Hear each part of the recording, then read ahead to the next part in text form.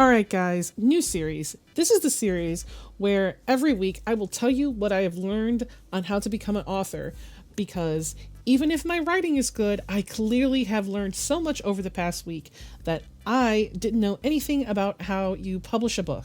Writing a good story is not the whole picture. Do you want people to even read it? What are you going to do? Just upload it over on Amazon-y and then call yourself an author and wipe off your shoulders and say you did a good job? Well, that's what I was going to do. Apparently, if you do that, well, you're an idiot and you're not going to make any money and no one's going to even know that you published a book and you wasted your time. So, how did I figure that out? Well, you guys can watch me draw while I tell you. I know a lot of you guys aren't new to this channel, but for those of you who are new, I have been working on a fantasy world, and I have been also working on this survival horror possibly book that has to do with a bunch of characters. It's very inspired by a lot of the Resident Evil games and other survival horror games like that. And what happened was, basically 2 weeks ago, someone asked me what genre I was writing in, and I was like, oh, horror for sure. And then they were like, what type of horror? And I was like, I don't know, zombies? Like, zombies. And then they told me that zombies have been dead for roughly 10 years, which I kind of sort of knew, but it didn't really matter to me because apparently books and ideas for books, they have trends, and I didn't know that. And I said, well, I don't know. So they told me that I would need to find a new subgenre if I planned to make my book marketable. And then they asked me if I was writing literary horror, and I was like, what is that? Like, what is that? So I'm going to tell you guys what it is in case you don't know, because it took me like forever to figure it out, because a lot of the explanations are basically, this is very bougie, okay? Bougie writing, people who think that they're better than other people. And I'm like, okay, that can't be the actual explanation. So the actual explanation is that in literary horror, you can expect a high overall quality of writing in terms of the care and attention to detail, showing, not telling, a better use of language, and a more like mind-brain experience than one who's like kind of spoon-feeding or use shocks and gaffes to get you through the plot. Think of the artsy form of writing a genre, okay? So that's what literary means. And well, I know the vibe of my story, but not the subgenre anymore, because let's talk about trends.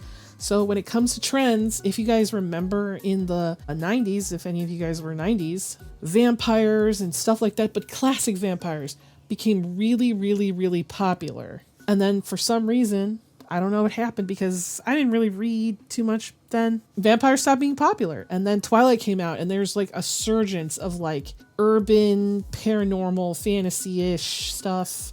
And then when that died, it was like the Hunger Games and Insurgent and all those other things. And then there was zombies, if you guys remember The Walking Dead, all of those shows that came on at the time that were named after the same thing. It was so big. So by the time I got to writing my zombie story, well, I don't even want to call it a zombie story. By the time I got to writing my novel, my first one, it was already out of trend, and it's been out of trend forever, because like things like romantasy and the romantic fantasy stuff is really, really in right now. And obviously there's other stuff that's in, but I'm talking about the stuff like people could just understand that is in because they've been on the internet. So I watched basically a shit ton of videos over the past week to try to figure out, how do I find how to do any of this? So what I needed was my subgenre first. And I was like, oh my God, how are you going to find that?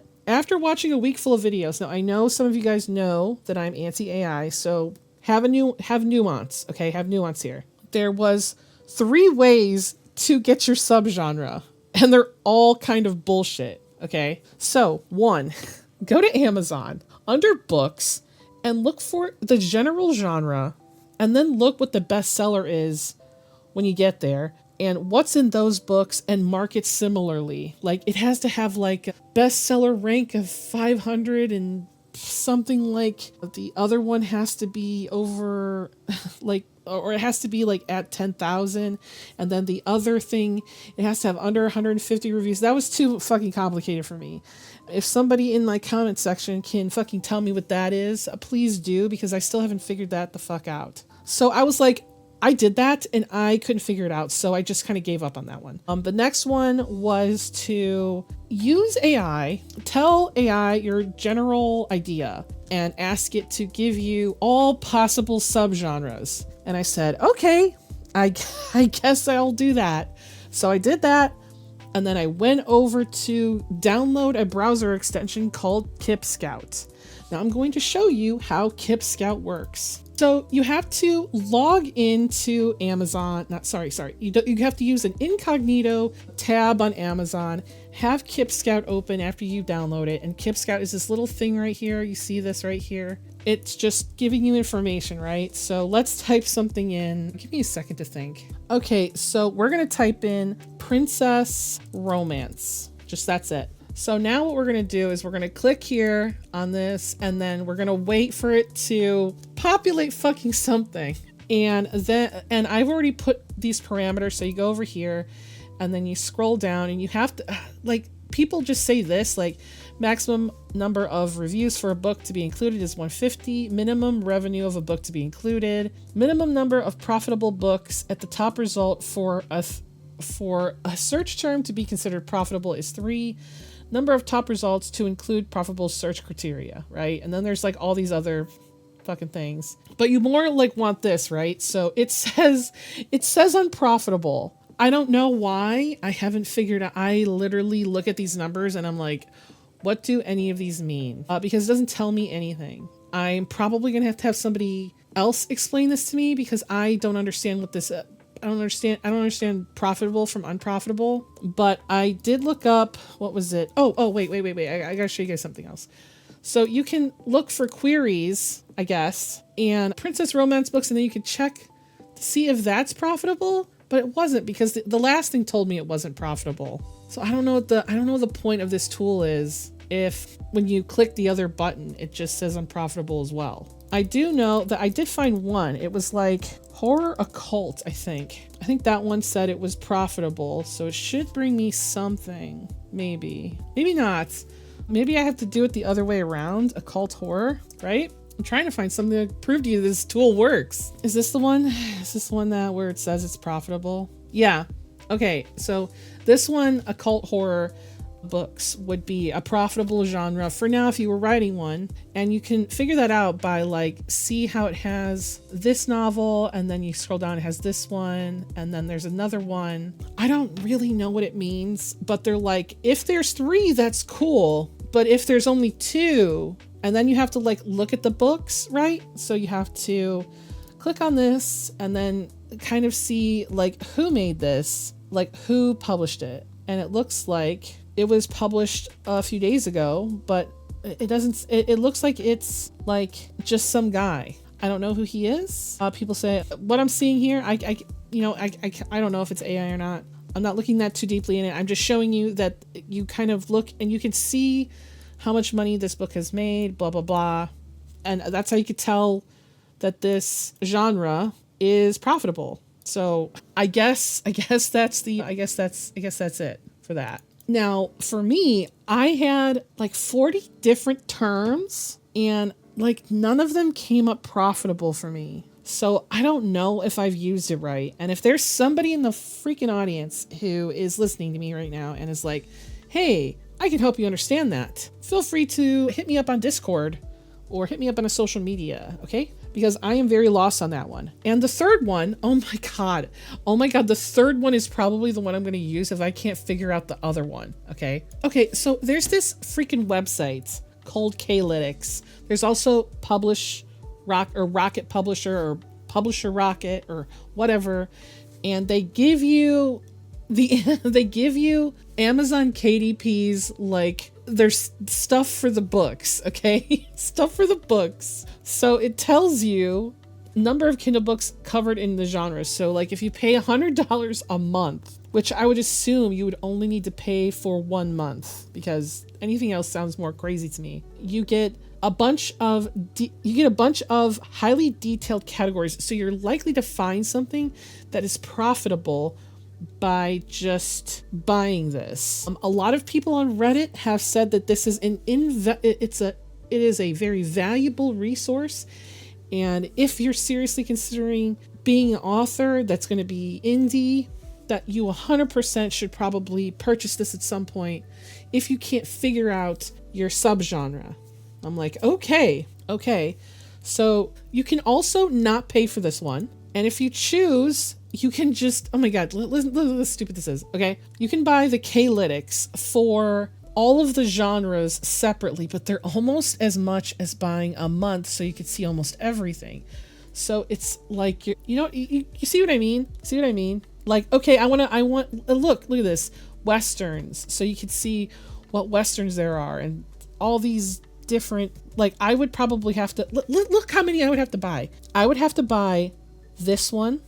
I would have to buy the post-apocalyptic dystopian.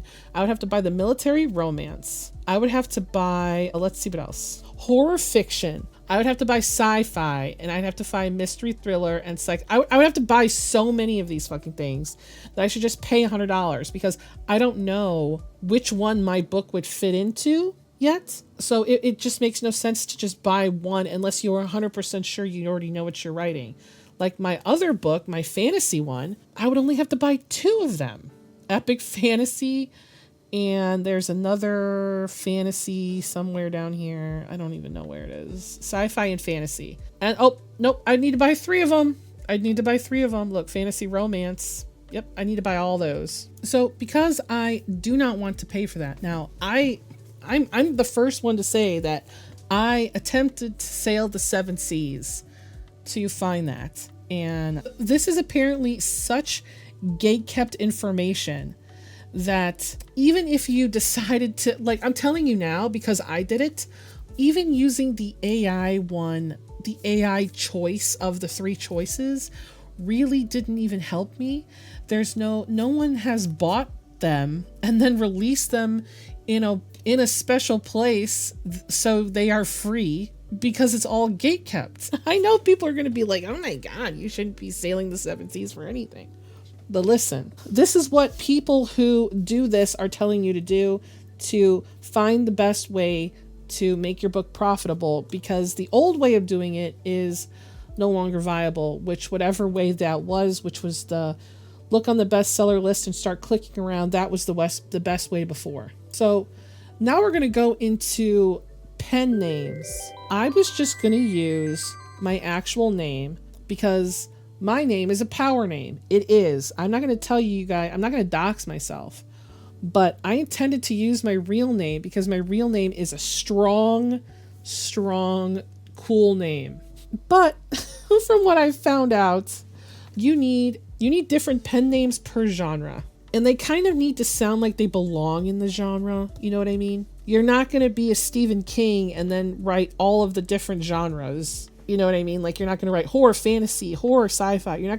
That's not going to be you. You're Johnny come lately. Okay? So you're going to need a pen name per genre. And all of the indie authors and authors in general suggest do not use your real name for privacy reasons, because if you happen to get a book that becomes like really, really big, right? The Copyright Registration Office is public, so people can just dox you by looking up your book in the Copyright Office. So they suggest that, get a legal version of your name, publisher name, and use a PO box, not your address, because then people can just harass you because they can just look up your shit. And because I've been doxed by AI bros before, so everybody knows, like, my first name is out there. And I use it on a lot of my social media. I'm not afraid of that. But I still do plan on making 2 pen names per genre. I'm still figuring that out. I have figured out the last names that I'm going to use, which it kind of disappoints me because I really, really, truly wanted my last name on a book. I think if I ever got published, maybe I would see if I could change that over. Like, I mean, like traditionally published, like a publisher came to me, I'd be like, okay, let me use my real name, right? So I would suggest try to make a power name. I know that in general, if you're writing something that sounds like sci-fi, horror, whatever, if your name sounds like a man's name, it's more likely to sell. And my name is a power name. So try to make a power name. Like, think about like J.K. Rowling and Stephen King and R.L. Stein. Like, those are power names. You know what I mean? Like, they stick in your brain. That's what you need. So now we're on to marketing, which oh my God. If you guys been in my Discord, you guys have heard me talk about this for probably the last 2 weeks. I got super doomery about this. And let me tell you what happened. So I was like, you guys know, some of you guys know who have been here from the beginning. I don't know if any of you still are watching from the beginning. One of the biggest reasons I made this channel was so I could market my book at some point when I'm ready, because I was going to use a lot of the funds that I've been collecting to improve my setup, improve my computer, improve getting a proper tablet. Just in general, the money that I got from my YouTube channel was always going to be used for things I need to continue the channel, or to better the channel, or for my novels, right? So if I needed to buy an editor, I would save up money for my YouTube channel and then give that money to the editor, right? Because even though this is giving me money, it's still side money. So I thought, I kind of didn't understand when people said market your book, when they were like, well, make a YouTube channel, make an Instagram, make a TikTok, make something. You got to have a social media presence. You can't just upload it on Amazon and hope it works out. And saying that, do not repeat my mistake. I just thought you could have any YouTube channel, right? I thought just having a YouTube channel would be it, but it has to be book focused, because the type of people who would be watching you are people who are readers and writers. So I know that I've covered book stuff before, but that was never the intention of getting readers and writers to watch me. I just thought it was interesting. So I know I cover book stuff sometimes, but not all the time. But I don't want to be an entirely like a book tuber, because that's not who I am. I still prefer, doing my art news, and, I prefer to talk about the anti-AI stuff. That's just what I like. So for the foreseeable future, this is going to be on this channel. But anyway, what you do need for marketing is, if you don't market, your book will flop. So you need to get something like a Substack, a Patreon, a newsletter. There's like something called MailChimp. There's something called there's so many things out there, but you need some kind of newsletter, and you need to be putting it out there so that people know that it exists, because that's what they're going to come to you for. And I have not, everybody knows I already have a Patreon. And if you haven't, please go over there. That would be nice. Thank you. And I have 2 tiers, and I have a world building, kind of more expensive tier. And then I have also full res arts, a little bit of my writings, character stuff, all this stuff. If you're really interested in what I'm creating, please feel free to go over there. But you need something where you can collect emails, and they get an email to you. You can email them directly, right? From the service that you have. The earlier you start doing this, the better. So I do plan on getting this sorted. I don't know if you can use Patreon and a mailing list. So if there's anybody who could give me an answer to that for next week, that would be great. Please, authors, answer in the comment section. Number 4, you need a fucking website. You need a website so people can go there and see your shit, sign up. There's other things that you can use, but you definitely need to figure out the part where people can find you and sign up to your mailing list. So if you're trying to hide on the internet and shit, you gotta stop it. You gotta stop that shit. It's not gonna work for you. I'm sorry. I'm sorry, babies. You gotta get, I gotta get it together. You gotta get it together. And I've been writing in this novel that I've been writing in these novels I've been writing in the Resident Evil one for a few years now. And the other one I started last year. So fuck us, right? Okay, so this is another silly part. You guys I swear to God, some people are gonna roll their fucking eyes. If you haven't heard of this shit, you're about to roll your fucking eyes. Number 5, you need to write a lead magnet. What the fuck is a lead magnet, you say? Oh, I will fucking tell you. You need to offer some free shit so people sign up for your mailing list or your newsletters, whatever the fuck it is. You gotta write another story, bros. What's that story gonna be about? I don't fucking know. It can be about anything, but it should be related to the books that you're writing and in the genre you're writing in. So you could write something random, but you probably shouldn't. And from what I've looked at, you want to give them something worth reading so we don't hit to like, do you guys remember what happened with Milo Winters? I'll have that linked at the end of this video because it is something that he could have done, but he did not do because he used only his TikTok to sell his book. And he didn't actually have any like example writings. And I think that he would have been able to do it. I think that the whole thing could have been circumvented if maybe he did have like a newsletter. Anyway, from what I've gathered, these lead magnets need to be over 8,000 to 12,000. That is considered worth it to people. So they might give you their email in exchange for this 10,000 to 12,000 word story. And I would suggest probably write about a moment in your novel that is unknown or left up to interpretation. So because you have to do this per genre, it can't be too different than your reader's expectations because you don't want it left up to chance that the reader will get not what they wanted. Okay, so number 6, reader expectations. What the fuck is that? Okay, I didn't even know that was a thing that people expected because when I read books, I just read them for fun. I have no expectations. I read the cover on the back of the book and I go, hey, it sounds pretty good to me. I'll just read it. But apparently that's not how you market a book. You can't just go, yep, there it is. Hope you guys read it. So you have to look into the genre that you're writing in. If you already know the genre pretty well because you've read it a bunch, then you can ignore this advice. But if you aren't familiar with it, I've only read a little bit of horror novels. I don't read that many because I don't really like that many. But if you aren't familiar with it, you have to go and find books similar to yours that are recent and read them. So for example, I was not aware that if you led with romance, it must end in a happily ever after or a happy for now. Romance expectations are like comfy and they don't even want to think that your OCs are not going to get together. For example, my book does have romance in it, but I can't market it like that because I have way too much world building and the thriller portion is too important. But in a romance fronted novel, you can really bullshit around with the world building and the lore because think of like Fourth Wing. There wasn't really a lot to Fourth Wing. Like the lore was not that deep. I felt like it was very lacking and it contradicted itself a lot, but it doesn't matter because you're not there for the phase or lying or whatever. You're there because you want to see the two characters get together. Who cares about the rest of the stuff, right? That's generally the idea. So you can't bullshit something like the Night Angel trilogy by Brent Weeks, right?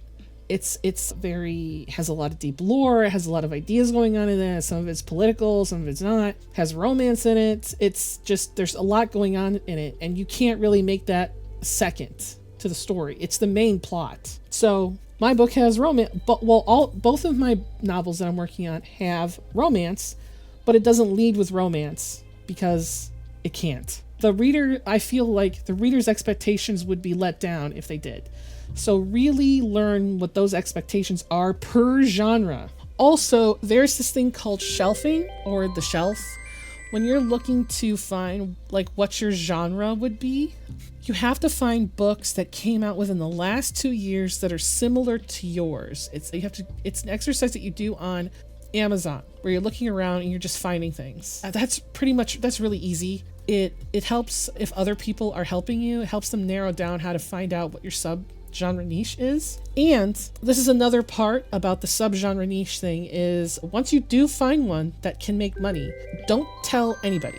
Don't tell anybody. Apparently it's considered very, very bad to tell other people what your genre is because especially if it's a low competition space, you don't want other people, especially like AI bros who just generate thousands of novels a day, to jump into your genre. You don't want that. You want yours to be like a place where you can sit. You know what I mean? Like you don't want to contend with AI bros writing a shit ton of novels. Like what I talked about with Coral Heart earlier this week. You don't want to be that. Also, I have actually given this advice to other people to help them along.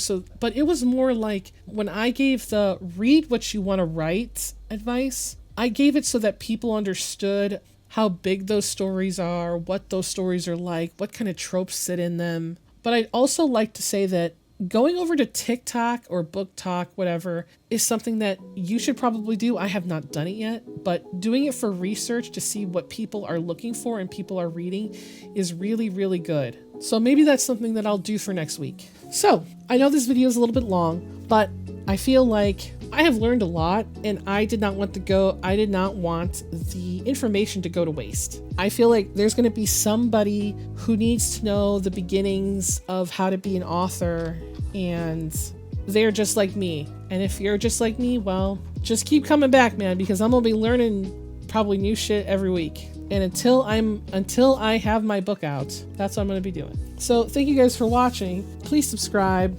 I try to put out 2 videos a week, maybe a little bit more, but we'll see what happens. And I will catch you on the flip side. Thanks for listening. Have a good day.